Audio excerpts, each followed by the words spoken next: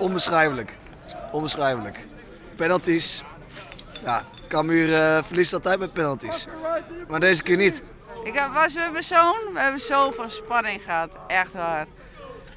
Maar ze hebben het gered en ja, ook nog historie geschreven, hè? Ja, mooi. Dat is het mooiste. Dat was het gezelligste aan alles. Ja. Zo kun je het beleven. Ja, net een soort van huldiging, hè. Dus zo voelt het wel. Gewoon als een overwinning. Ik denk dat jullie dit niet snel weer vergeten. Nooit weer. Nooit! Nooit weer.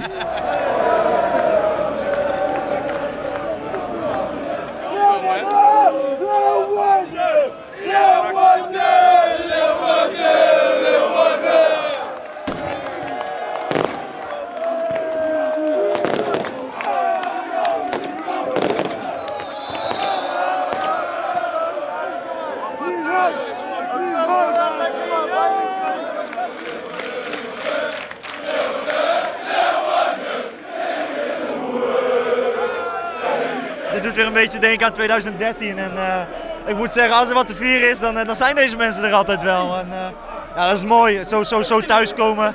Wat je zegt, je hebt het een aantal keer meegemaakt, maar dit wint nooit. En ook voor de nieuwe jongens die komen hier en die vinden het fantastisch. Iedereen staat met telefoontjes. Iedereen wil dit vastleggen en dan kan je later nog eens naar terugkijken. Dat is geweldig. Ja, het is prachtig natuurlijk. Als je ziet hoe ze leven voor de club en zo. Het is echt heel mooi. Dat hebben we echt nog nooit meegemaakt. Nee, nog nooit meegemaakt? Nee, dat heb ik echt niet meegemaakt.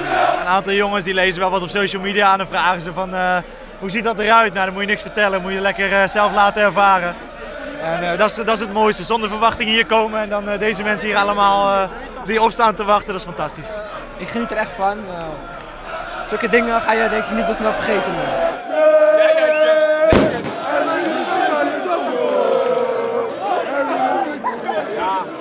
De zesde al vol energie komt ze de wedstrijd bij. Hè? Want de adrenaline die stroomt natuurlijk door die hele lichaam binnen. En dan krijg je hier nog eens een keer een extra boost adrenaline. Van als er door die meesten heen gaat, dan hoe blijft meesten binnen. En ja, dat is toch van wat tussen club maar meesten doet. Hè? En dit is die meesten hun leven. En dat is juist hoe meesten die beetpakken, hoe blijft ze binnen. En ja, hoe deze club weer hunkert naar succes. En dat is... Dat ben ik al afviewd en we een mooi stapje zetten. Ik zit nou mooi met de man even een lekkere koude jongen aan het biertje. En dan gaat morgen volledig de focus op Dordrecht, maar we genieten hier en morgen nog zeker van deze wedstrijd. En dan maar de focus op de volgende wedstrijd, de competitie is natuurlijk ontzettend belangrijk voor ons.